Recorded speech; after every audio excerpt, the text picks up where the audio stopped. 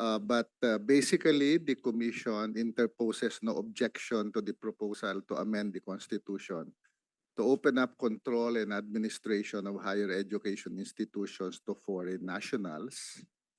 Uh, Number one, so that we will be able to provide additional options to students who want to pursue their education in foreign universities here, help internationalize higher education, facilitate university to university linkages between Philippine and foreign universities, and increase foreign student enrollment in the Philippines. But all of this will, of course, depend on the enabling law that will be passed by Congress. These highly technical aspects ensure that individuals completing TVET programs are equipped with specialized skills. Looking at the foreign ownership in the education sector in different countries in ASEAN, Malaysia, Vietnam, and Singapore allow 100% foreign ownership in education.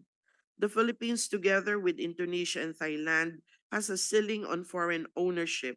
Moreover, Singapore is a regional leader in creating the regulatory framework to welcome and accommodate foreign investments. Thus, if you can see and observe, they have a highly technical TVET sector. The Department of Labor and Employment expresses its support to the ongoing hearings of the Senate Committee on Constitutional Amendments in its efforts to know the pulse of the people, the government bureaucracy, civil society, legal luminaries, and the entire Filipino nation, and whether or not the amendments or revision to the Constitution can be executed by the insertion of the phrase unless otherwise provided by law. Section 9, Article 2, in relation to Paragraph 1, Section 3 of Article 13 of the Philippine Constitution provides that it is the policy of the state to promote full employment and equality of employment opportunities for all.